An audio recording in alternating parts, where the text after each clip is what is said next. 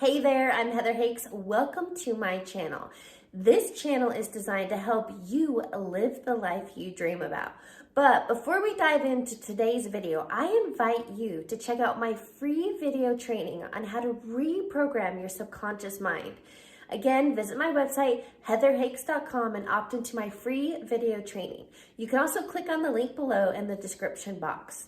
Be sure you're subscribed to my channel so you're the first to know when new videos drop. And I want to know, where are you watching from? Comment below. All right, let's get to it. Let's dive into today's video. Welcome to today's interview. I brought on Scott Gazzoli. Scott, welcome. What's up, Heather? How we doing? Thank you for having me. Happy Monday. I know this is a fun exchange. I just got to be on Scott's podcast, and it's so fun being in the passenger seat. What I would love for you to do is give listeners a little background. Where do you live and what do you do? Sure. I am born and raised in Brooklyn, not leaving anytime soon, even though casually looking for my second place, San Diego, Colorado. Heather knows the deal. And I am the creator of Cause and the Effect. The podcast is really supposed to become or create the most authentic version of yourself through a mix of mindset, spirituality, psychology, mysticism, even a way. And the way I try to, even fitness, and the way I try to look at it is there's those three pieces: the mind, body, and spirit. And each of us have strengths and weaknesses, different awareness levels on each, and being able to connect those and figure out what you need most in your life, compared to what you don't, what things could pop up. So you'll see psychologists, neuroscientists, mindset coaches like Heather, who just joined me. Yeah. And it's been great on seeing the pieces that you would never think. So when I started the podcast, it was classic mindset work. It was a lot of older women listening, 40 to 60 years old. And then all of a sudden I started throwing in, I would say, more just what felt right to me, more the authentic side of myself, which is spirituality. I really would have thought that's really where I found my home, is in that stillness and that peace. And talking about that, there's been a lot of young listeners who just were not even aware. They would tell me that there's things you're saying that I felt like I already knew, which I think is just that deep unconscious, that we're all kind of built with, that personal unconscious that we all have, that we kind of need that grounding. And I think what I try to help people with is the mix of the doing, being able to complete your goals while staying close to that spirituality, that peacefulness, that keeping that calm. Because I get, in my day job, I get to talk to billionaires every day, a lot of famous people. And, you can see money does not buy any happiness. There's miserable people who don't even realize it. So being able to put that together, and be in the moment while you achieve your goals and while you kind of live out your dreams is what I want for everybody. Oh, I love this. It's going to be good. Before we get into all the mind, body, spirit, that's what I call the trifecta. And I love talking that. And, I think we're similar. We have some parallels. I love metaphysics and science and spirituality. I love all of that. But I would love to share, if we could back it up a little bit. Can you take us to 2014, where you were at this, the corporate gig, stressed out, health issues, to where you are today? Absolutely. That was in my previous life. For everybody listening, I was a CPA, CFA in Manhattan. You're in the most crunched out, stressed out city in the world. You're making good money, but you're working 9 a.m. to about 10 p.m. every day. So what I was doing was stress work, conflict, Monday through Thursday. Friday nights, I would leave and go to Vegas every weekend. So this was it. Monday, work till Friday, take the 7 o'clock flight. Saturday, Sunday, Monday party, come home for Monday, go to work. After doing this for 3 or 4 years, your body starts shutting down. And it just didn't feel right. I knew there was an incongruency in me. I started getting ulcers. I went to the doctor. I said, give me the medicine, give me the pills, and I got to keep trucking here, doc. What's the answer? And he said, all right, listen, relax. I don't know what kind of path you're on. You got to chill. Your stress levels are too high. Whatever you're doing, you have to figure out a way to stop yourself. My cousin, who is the philosopher of the family, I would say, shout out to cousin Paul, gave me a book called Mindfulness in Plain English. It was a story about a guy on Wall Street who had a nervous breakdown and then became a monk.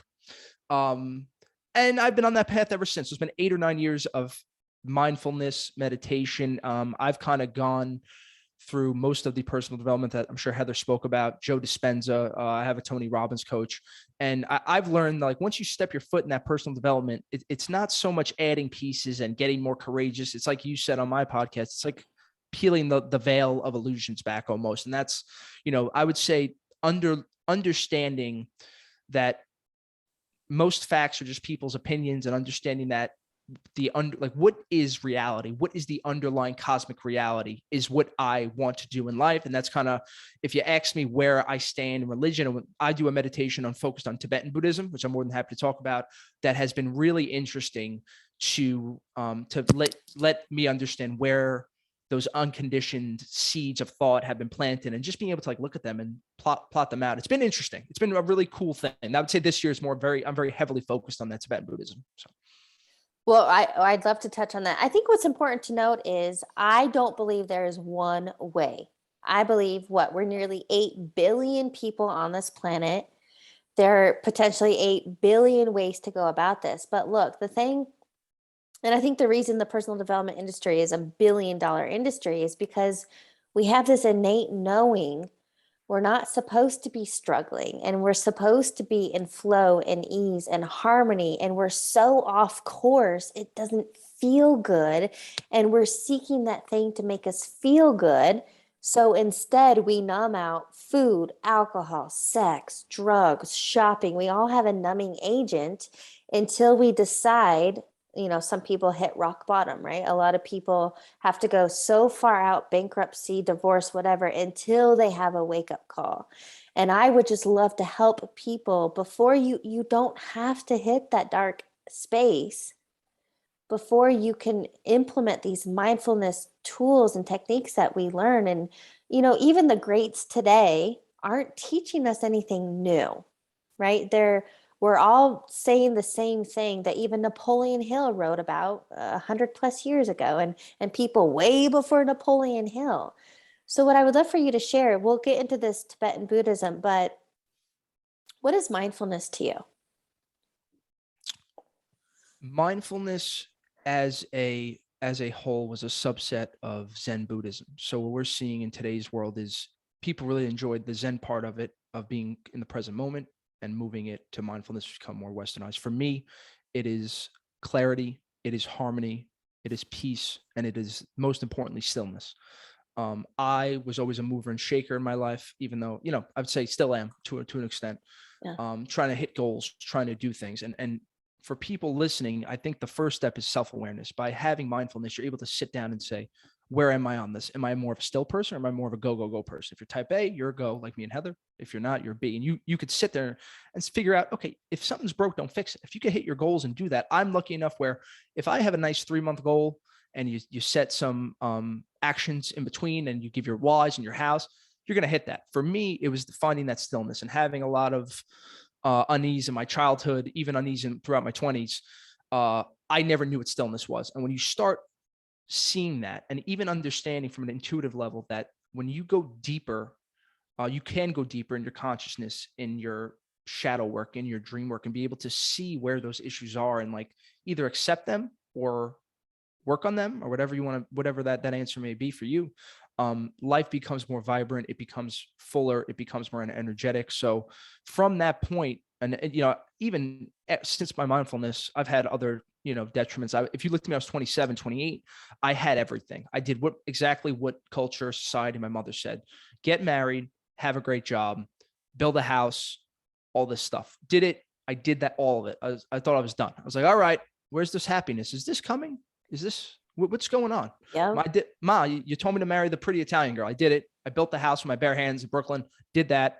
And I felt empty. I felt like I felt lack. That was the word that always popped up for me. And it was because I was living under the values that was kind of given to me from, listen, and those values are great. If you want to get married, that's not it for everybody. And I was living unconsciously. How the hell would I think about my values when I'm worried about what cocaine I'm doing on the weekend or this or that in Vegas, right? So the only reason I really ended up getting back with my ex was because I thought I was going to get myself in worse trouble. So that's another reason I messed up. But from that point, 27, so that's been 5 or 6 years now, I said, I'm going to live the most authentic version of myself. I'm going to speak the truth, and the things that I need to say, somebody needs to hear them. somewhere. And I think people do enjoy listening to a kid from Brooklyn kind of understand and work my way through this whole thing from these different angles. So I think understanding things from a psychological level, from a scientific level, and then from a spiritual level does bring all of us a little closer in this to understand it and hit different pieces of the mind. And has there been discomfort on the journey? Absolutely. Going through right now. And it's been, I would say the first couple of years, it was more stepping into this version of Scott, the podcast, and stepping away from, Carl Jung calls it the retrogression of the soul. So what that means is going back to that old person. You mentioned it before on my podcast. The second the world, during COVID, everybody was freaking out and, buying toilet paper. I was having a great time. I was here meditating a couple hours a day, getting clear on what I wanted. It ended up being a podcast and stand-up comedy. I did those. We were able to attack those and all that stuff. But that old version kept coming. And as COVID has become less and less of an issue, it's been more pulling of this identity of Scott, the Wall Street guy, or Scott, the moneymaker, that doesn't quite feel right anymore. So being able to integrate all those different pieces of me has been a struggle. Yeah, I think even for me, something I shared with you was, especially in my 20s, I created a habit of always being busy. I worked full time when I was in college, even I guess sort of in high school, but I was busy 7 days a week. That's what I knew. I never wanted to be alone. And now I can see I didn't want to be alone with my thoughts. So as long as I was busy, I never had to face them. And who I am today is like, man, I don't even really like social stuff anymore. I really like being alone with my thoughts. It's peaceful. I love nature. I love meditating. And so I think what's important to share there is you can let go of this identity you've built anytime you desire, and you can recreate anytime you desire. And the interesting part about this was going through this process. I've realized like how much you are kind of told who you are by the world, like just being around people, just being around the friends that you've been friends with, being around your boss. They're telling you get constantly put into that identity. So for me, finding the recluse in college, I was telling Heather, I was in her hometown. I was in Colorado last week, just walking through the Garden of the Gods, taking, as the Indians called it, my vision quest, and going up to, Pikes Peak. It filled my soul. And it's just so funny that, I searched and spent so much money on things. I was looking for that deep feeling, and it's free. Everything's all the stuff I love now, looking at the water and being in the mountains and the stillness. It's all free. And that's the best part. And I do think that's why some people, they don't really want you to know about that, because it doesn't really work for the consumer society that we live in today. But right. What I really challenge a lot of people who aren't, if it doesn't click with you, the stillness, just get off the phone for the first hour of your morning and be able to sit with yourself. And either, I think you like journaling. I'm not a big journaler. I like sitting. I'm doing my breath work. But if you just let yourself sit with those thoughts for the first hour and don't go right to the phone and let the reactions and just kind of go in that loop, everything becomes a lot easier, surprisingly. All right. I would love to, can we dive into this Tibetan Buddhism? Because I'm not familiar with that, but I know a little bit about Buddhism. So I'd love for you to share, what is that? Yes. So to give everybody the full history, I'm going to give you a quick history of even what I understand. So, Sotamatra Gadna, the Buddha, right? Everybody knows the Buddha, the guy sitting on the thing, whatever. He created his the style of Buddhism about 3,000, 4,000 years ago. And from there, his disciples, there was about 6 or 7 disciples, or his followers, whatever. Each of them kind of branched off to a different part of the world. One of them went to Japan, that created Zen.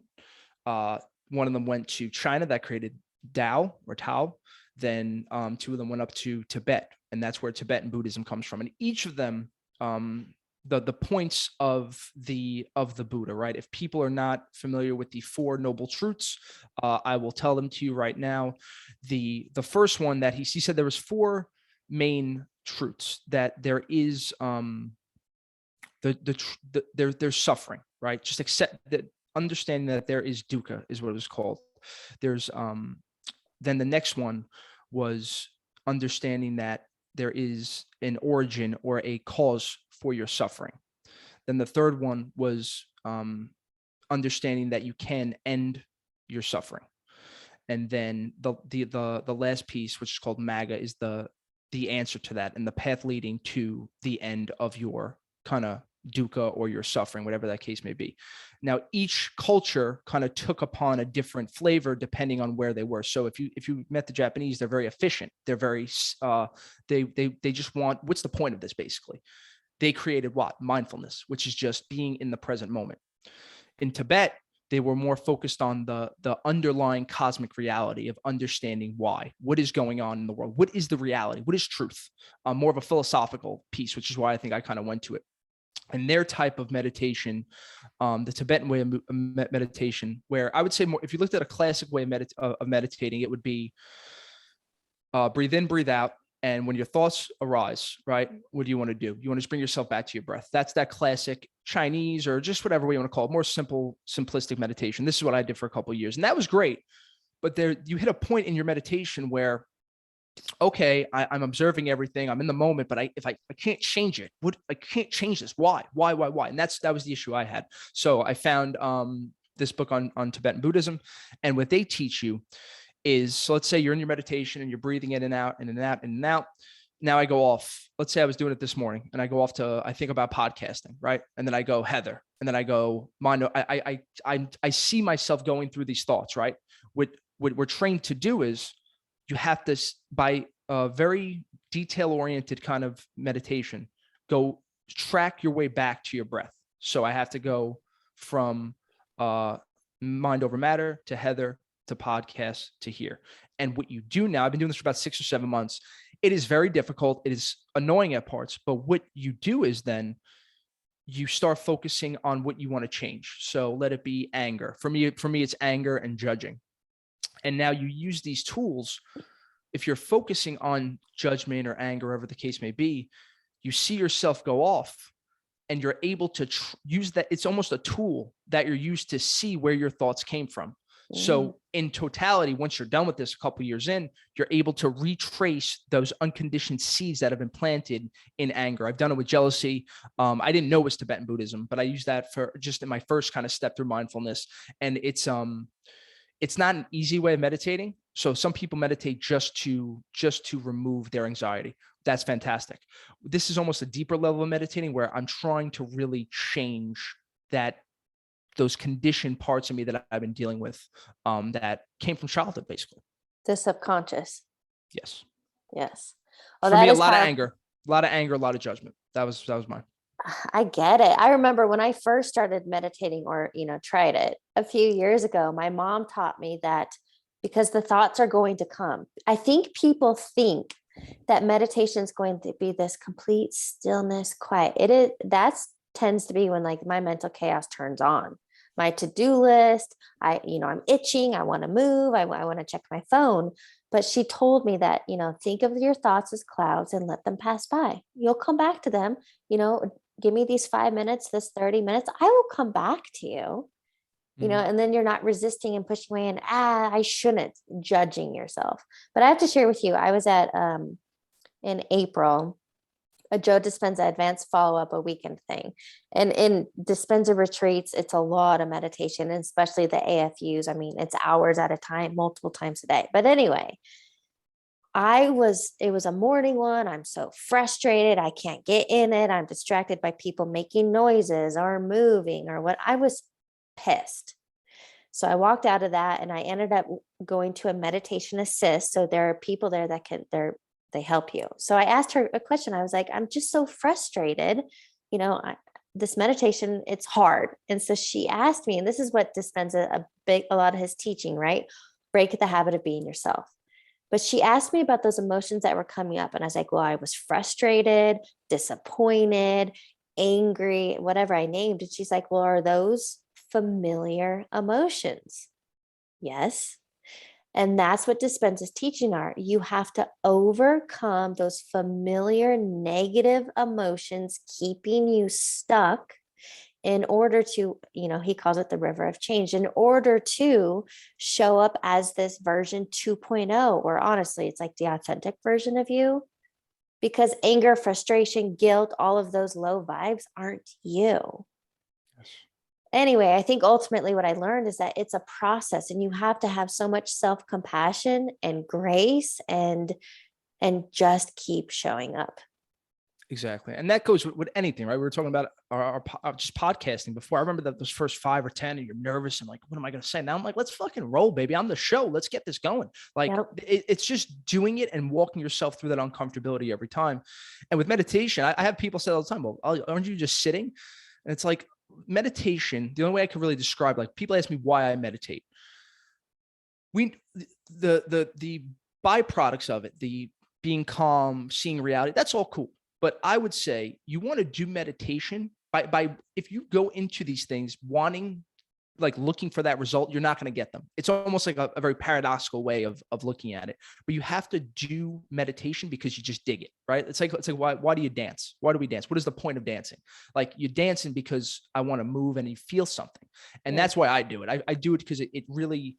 Now the byproducts of that, of finding awareness, of being calm, stillness, those are just like, if I didn't get those, I would still do it because it does do something. The clarity of your mind, being able to see everything. Like I feel like I'm when I wake up, I'm on this level. I'm looking down at the world from 10 feet, and then I go all the way up to 100. And then through stillness, you're able to maximize your opportunities. You're able to take more risks because you could see clearly. And all of those have been just profound to me. Like after my divorce, classic stuff. The woman took everything and took the house. All I wanted was my deprivation tank. I said, just give me the tank.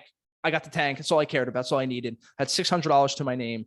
I was never allowed to invest any of our money because she was an old school Italian woman. And, now I could say, I know, like, this is my job. I was like, my job is investing for billionaires. Why can't we invest our money? And, a couple of years after being able to see everything, it's like, oh, wow, I can. You really can hit your goals when you set, I want to make X amount of dollars a year or this and that. So, it's always been easy for me to kind of get things done, but through like negative emotions, maybe a little vengeance, maybe through revenge, maybe through, getting yourself too hyped up. And I realized like working through love it's not easier, but it's more fulfilling when you're actually doing it. Yeah. I think that was important to share, because who do you need to prove yourself to, right? Exactly. And that's what I was trying to do. Those first couple of years of divorce, you're told by people, you're lazy, you're this, you're that, you're not, whatever. And you're just and then, when I was doing everything, when you jump into this, you're just doing. So all you're worrying about is hitting goals and hitting numbers and making money. And then you look back, you go, what did I do? Like, what did I make time for my family to connect with the people I love? And that's when I really started focusing on the stillness of it and really seeing that by having the balance, you get more done, because when you kind of recharge, there's only so much energy you could put out. So instead of throwing it and wasting it, if you learn to reserve it and be able to be like, okay, what is going on? How do I feel? And then you get more clarity on where you're going. You get more clarity on who you should be around. You just get these little insights intuitively that really just kind of expand your mind. The word I would use for that is being intentional. Yes. Because we all have the same minutes and seconds in a day. How are you using it?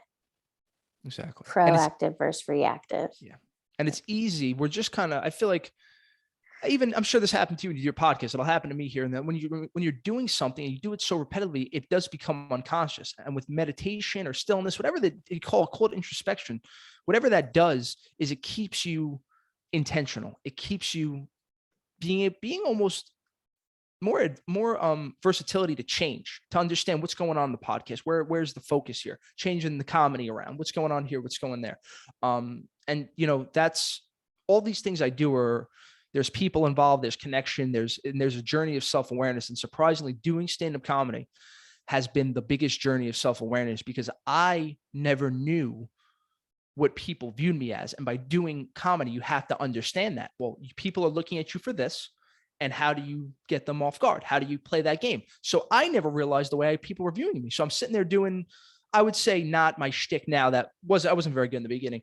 And all of a sudden, you're doing like stuff that I never thought, like people look at me like a sexy Italian guy, like what the fuck? And all of a sudden you get all these pops. It's just such an interesting thing to see the like how everything kind of works. It was very cool. And then with comedy, if you're not in the moment when you're performing, you're dead in the water. So everything is very interchangeable. You know what? I love that, because I've never heard it that way before. I love teaching via metaphors because that's how I learn and understand. And I'm very physical and I love sports. So snowboarding, you have to be present. Running, you have to be present. And now look, with comedy, you have to be present and think about improv. And I love that. So we all experience it depending on our interest, whatever we connect with. Yes. And the easiest thing, whenever everybody feels present when they're listening to their favorite song, when you listen to your favorite song, that is it. Why do people like listening to music? Because it's pulling you into the moment. That's why. So all this stuff, we all do it. We all know it. For me, it's fun understanding the underlying why and what works and what doesn't work. And, like for me, we were talking about comedy earlier, but like, I don't know if comedy's the end, because as I unveiled these pieces of it, it's, well, are you doing it for your ego? Are you doing it for fame? And you see the byproducts of what people are. And to be honest, doing comedy at 11 o'clock at night does not bode well with the 4:30 a.m. meditation session, but maybe it'll be public speaking, and maybe it'll be a spiritual version of like, I want to be like an Alan Watts type guy, or I look at myself like a vessel of obtaining information, just really wanting to spread it and let people just be calmer, be clearer. And in today's world, with the way the practical sciences have sped up, technology sped up, social media is so, okay, we're here. Now it's time for, I think, the soft sciences and philosophy, psychology, all these things have to catch up and be used as tools to kind of combat social media, to combat understanding that you're looking at a photo of somebody's life in the best possible way. That's not how your life should be.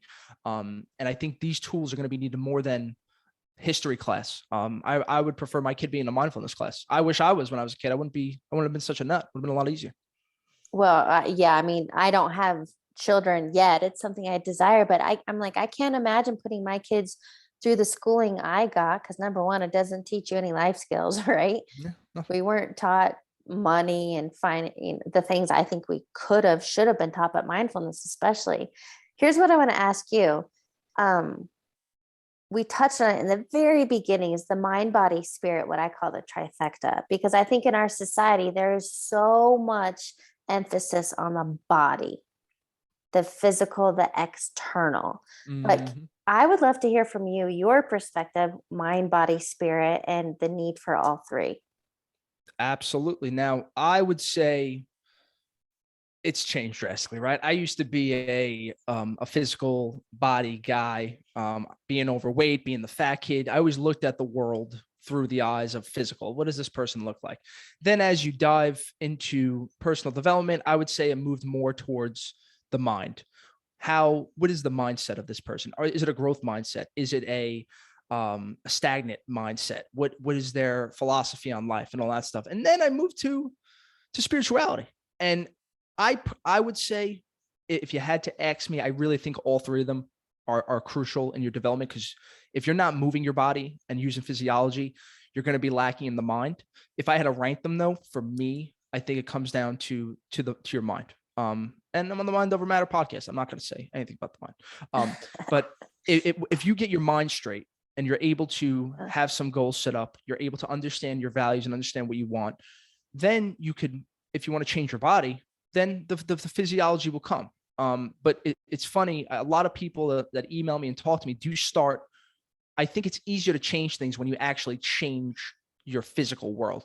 So if for somebody who's actually trying to get going on this, change your body first. For me, that's what happened. And then you kind of expand. Well, now I really could believe it. Like, everybody in my family is overweight. Oh, we're Italians. It's genetics. It's carbs. It's just the way it is. You can't have abs. Bitch, I got abs. It's just following the rules of the diet. So I think each of them is very important, but don't do one without the other. Don't just go hard in the gym. Don't just go hard in meditation. You need each. You need your meditation to get yourself clear. You need your mindset to set your goals. You need your body to start moving and get a little bit more blood going and get more energy for the day. That's the way I would say. So I sometimes refer to myself as a personal trainer for your mind. So kind of like a personal trainer teaches their clients about nutrition and how to use the machines and exercises. It's the same thing with the mind. And I'm personally experiencing something right now. So I've gotten, especially as a female, and again in our society, I've never been good enough, right? Not skinny enough, not big enough boobs, whatever, all that physical bullshit. And like, I hated my body and very self-critical. And only in these last couple of months have I really gotten into a space of thinking like I love myself, talking like I love myself, eating like I love myself. And I didn't change much. I've never counted calories. I have no desire to do that, because when I try to do that, then I binge, because it's like this over, whatever. Anyway, so what I'm sharing is I still get up and go to the gym every day. I simply change my mind, my thoughts and feelings about myself and my self-talk. And I can't make this up. I only noticed it in the last 2 weeks. My shorts are really getting baggy. And the only thing I really changed was my internal state, how I was thinking, feeling, and being. And it's just falling off. See, isn't that? And I did the same thing this year. I had a lot of body image psychologists come on just to hear. And it's funny, I guess women deal with it more. This is like my big issue in life. I just always viewed myself as the fat kid. And when you start changing it internally, I was so scared to eat carbs, but I wanted to gain muscle. So I was like, you're doing this is where the mind comes in. You have to do some diligence and understand, okay, you have to eat carbs. And I started eating carbs and I started looking better. So I started treating myself with more compassion and so much less judgy that as I do with the whole world, and just started like accepting, like, this is what you want. You have to put on a little bit of weight to get some muscle. And I've never felt better. Like, I really feel good. And then people comment on it, that matters. But it's just like, it used to be like, if I had a Venn diagram of where my mind, like 50% of it would be like, what are you looking like? Looking at your abs or looking at your body. And now I just don't even think about it. It's like, just do the work. And like what you were saying earlier about, you have to work on the things you can control. I think I kind of did that as well. If you're going to the gym, you're eating right, that should take care of itself. Then you don't have to stress and worry about it. And that goes for anything that you can't control, because life is impermanence anyway. Yes. All right. Here's what I want to talk about. Because everybody's different and I don't think there's one right way, but I want to hear yours. What is your morning ritual? Absolutely. My morning ritual is the best part of my day. I would have a day ritual if I could. I'm up 3:30 a.m. every morning. I start off with a 15-20 minutes of pranayama breath work, which is, old school breath work, not anything too crazy. The whole point of mine is to calm down my parasympathetic nervous system to get ready for my meditation. So I do I don't know what it's called, but it's in through, you go in through one nostril and then out through both, in through the opposite, out through both for about 15-20 minutes. Then I step into, I do a hypnotherapy session for about 8 to 10 minutes. And there's podcasts on that. Calming Anxiety is the one I use. Shout out to Martin Hewlett. Picking like what the intent of my day is going to be. So if I want to let go, I'll pick a letting go one. If I want to maybe forgive myself, there's forgiveness one. So I would say that's 30 minutes of the morning. Then I move to my meditation, which we kind of touched on, which is, I would say I like to do it for, I try not to time it anymore, but I need like a 45-minute block just to get yourself into that mindset. Then I actually have something called it's from the creator of Mind Valley, Vishen Lakhiani, who is called the 6-phase meditation, which is like a speed way of meditating, which if anybody's listening and you don't want to do all this stuff, you could just take this. And it's basically like 2 minutes of going through the feelings that just create those positive emotions in your life. So the first 2 minutes is connection. So really feeling connected, understanding that the way that we think about the world, that I'm a separate entity from this world, is not true. Really connecting and feeling at one with everybody. Then 2 minutes of gratitude, but not, this better than anybody with the Joe work. It's not about saying I'm grateful for my mother, I'm grateful for my family. Feeling these things is the important piece. Then moving on to forgiveness, 2 minutes of forgiveness, then 2 minutes of envisioning how your next year is going to go, then 2 minutes of how your day's going to go, and then 2 minutes of, they say give it to your higher power. In some case, if you're a personal development person, it's the super conscious. It's, you pick your poison, whichever you kind of want to do, of praising and thanking whoever that higher power to you is. And then I go ahead and read Stoic classic collections, Marcus Aurelius, Epictetus, all these guys who just kind of been talking about all the stuff we've been talking about forgiveness, compassion. And it's pretty in-depth ritual, but that's what, an hour and a half, 2 hours. And then I go to the gym for 2 hours every day. So about 4 hours of Scott time is about what it takes to get it done for me. Yeah. And look, there's no right way or one way, but I think ultimately it comes down to anybody in this space who does practice mindfulness techniques. It really is the importance of first thing in the morning, spending some time clearing your mind, setting intention, filling up your own cup, and then taking on the day.